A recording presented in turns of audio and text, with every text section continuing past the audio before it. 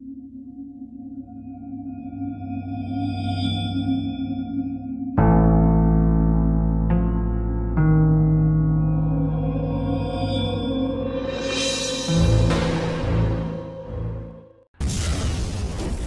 back to the Imaginary Gallery. It's TJ again, your host.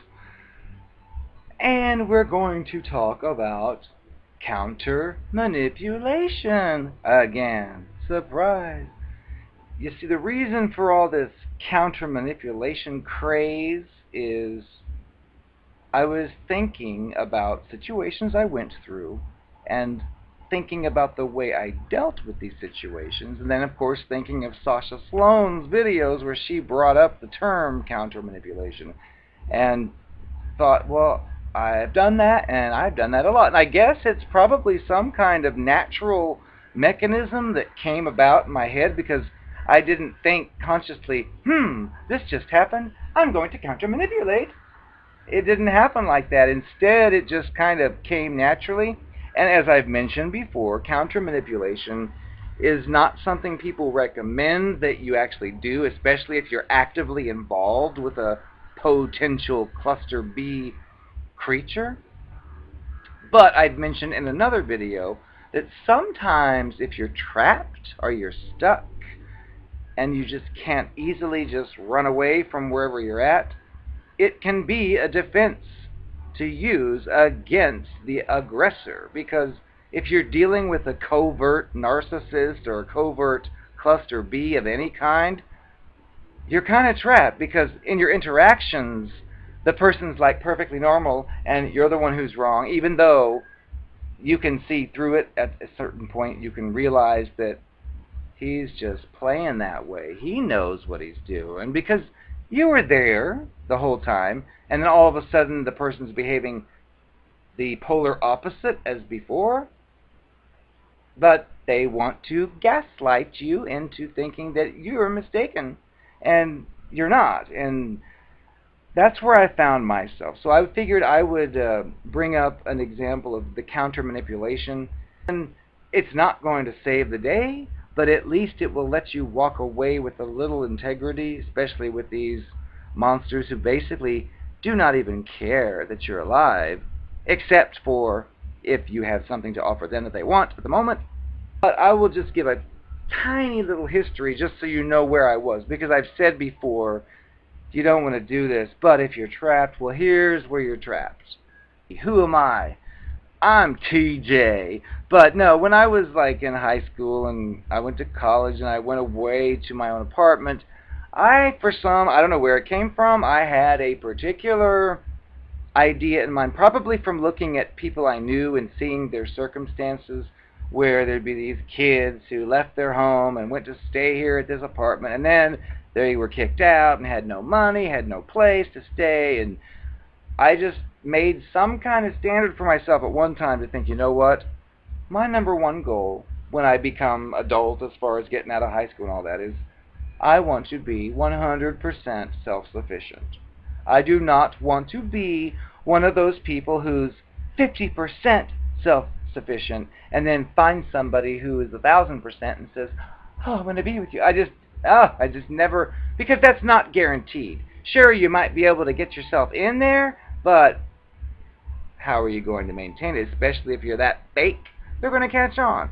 So my goal a long time ago, I figure whenever I go out on my own, my first goal is to make sure I am self-sufficient 100%, and then if I choose to include somebody else in this equation, then fine. But I did not want to be one of those dependent people who latches on like a leech to the first person that comes by, which of course did not stop those types from coming my direction.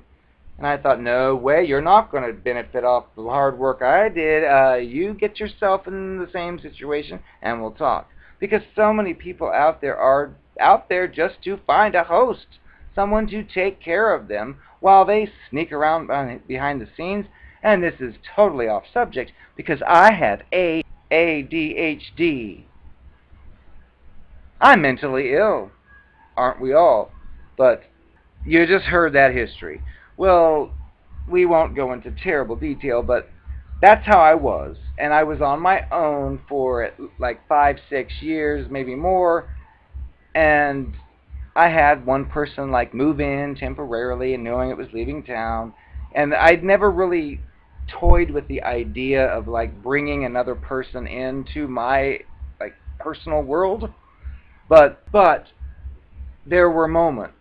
There were moments when, like I mentioned in a really old, long beginning video long ago, how everything seemed great because there was the love bombing at the very beginning. They all, again, they're very original. They all follow the very same plan. They're original artists, not.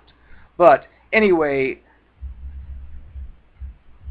the circumstances were, you know my history, and I just happened to meet this person that I fantasized about and was always too busy to give me the time of day. Then one day gave me the time of day, and of course I did not have a clue what was really going on. I do now, but I didn't then. And I said, well, you and your partner have split up. Well, you can stay with me temporarily, which I eventually started to see, like, this does make sense.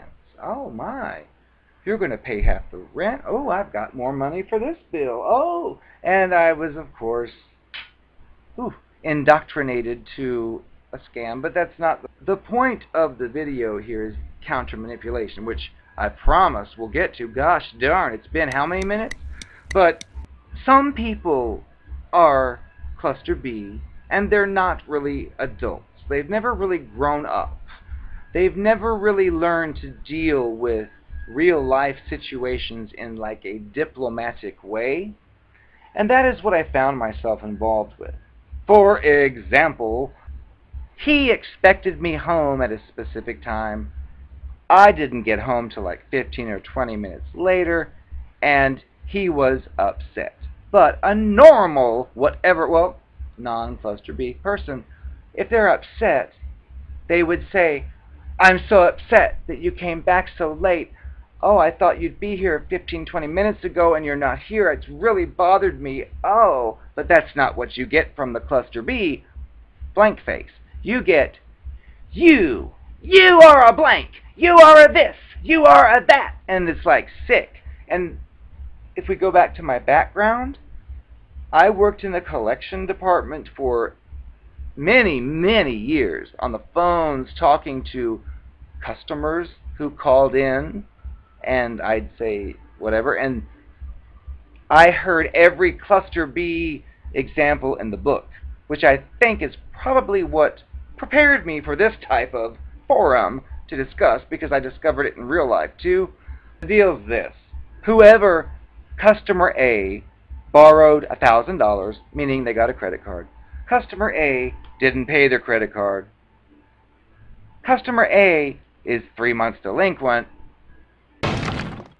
Customer A would be on my phone as I'm answering it. And many times there would be arguments. Now, of course, I'm there with the figures right before me saying, okay, this is the amount due, this is the due date, would you like to... And these people would be like argumentative.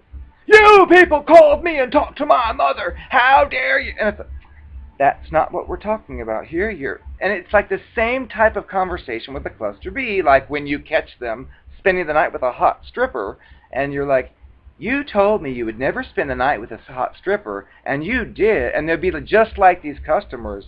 Who cares? Oh, so blah, blah. And they don't even address the fact that they slept with a hot stripper. But again, but throughout the day, I would get calls from people who would start arguments, because I just told you the facts about their accounts.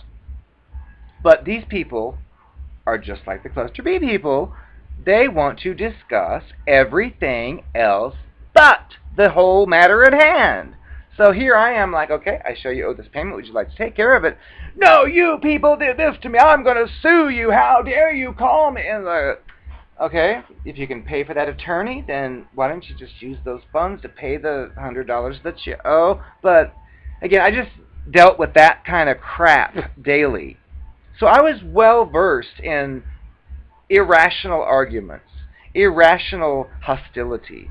So when I came home to this previously friendly, nice person, and I witnessed the same type of behavior, well, here's where we get to the whole point of the video. I've mentioned before, the cluster Bs get off on a frequency of negative emotions, which means they get off if they lie to you and you fall for it, or if they lie to you and you catch them and confront them, they get off on it either way. Positive or negative attention, it doesn't matter. The counter manipulation tactic, and I guarantee they hate it. If you're involved with a cluster B person and anything I've said sounds even remotely familiar, try this little technique, and it may take practice. Now, of course, I had practice, but it wasn't for the intended use, but it came in handy. Because basically I'm yelled at daily, threatened and insulted, and have learned to just basically here's the trick. What you need to do first off, if you're dealing with such an irrational person who may be upset about the fact that you forgot to take the grocery list and buy the groceries, so instead of saying that, they'll just call you a jerk or call you a fool or something.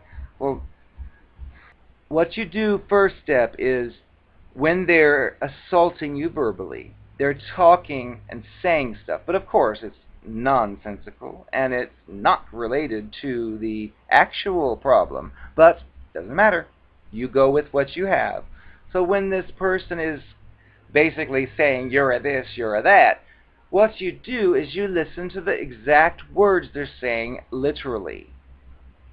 And again, it takes practice because not all of you deal with this, but I had heard it for years. So when I'd hear such an assault verbally, I would just take the words that were said literally. So if he says, "You're an asshole," I would be like, and my face would stay the same, well, I'd say, I have one of those, but that's not what I am.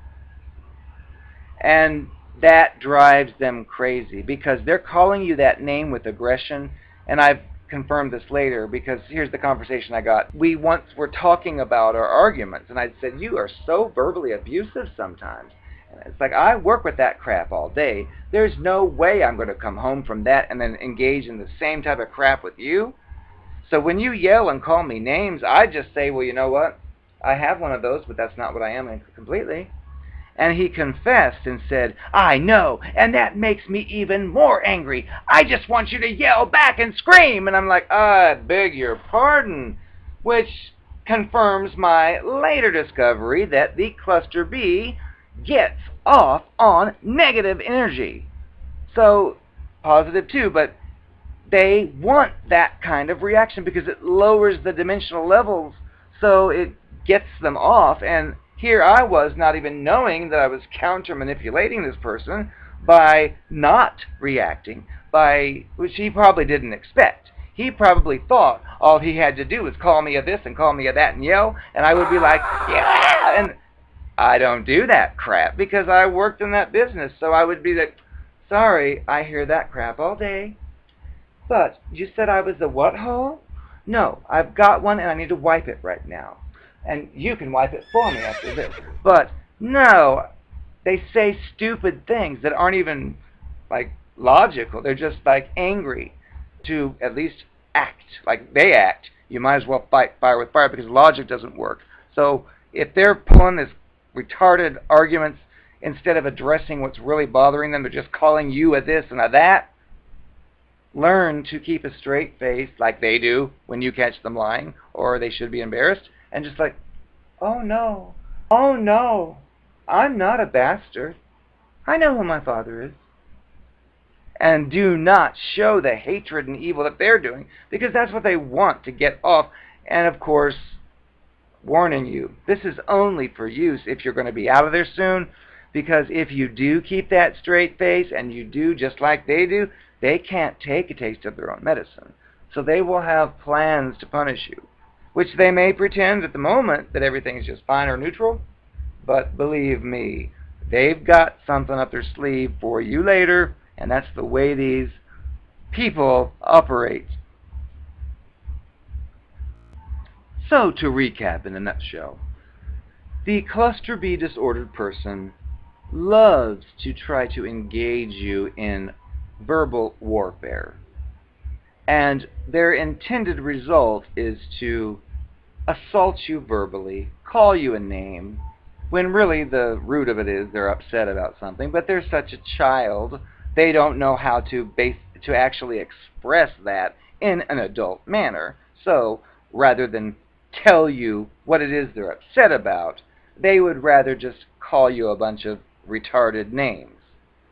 So, in normal real life, when somebody calls somebody else a name, their normal reaction is to say, "What did you say? Well, you're that, you're this." And you have to learn to resist such a temptation because that's what they're after. In fact, if you look at it more like from an outside perspective, to think, like my brain would be like, he's calling me ridiculous names that have nothing to do with whatever it is he's upset about. He must want me to react in the same way. What did you say? And there's no need to yell. I can hear you fine, I'm right. I'm not hard of hearing. You don't need to scream. Now, I'm a what?